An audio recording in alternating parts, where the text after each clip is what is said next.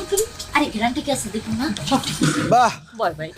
বড় আপা, মেজো আপা, আজকে তো অনেক আইটেম রান্না করছো, তোমাদেরকে অনেক ধন্যবাদ। আমাকে আদরের ছোট ভাইয়ের জন্য এতটুকু কষ্ট করতে পারবো না, আবার ধন্যবাদ হ্যাঁ আপাকে ধন্যবাদ কেন দিতেছো? তারা তো কিছুই করে নাই, সব রান্না বান্না আমি করছি, ধন্যবাদ দিলে আমারে দাও। কি, তুমি নতুন বউ হয়ে এত আইটেম রান্না করছো? তোমার তো স্পেশাল ধন্যবাদ।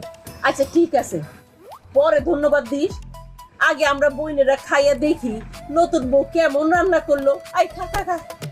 এটা তো গুড়া মাছ।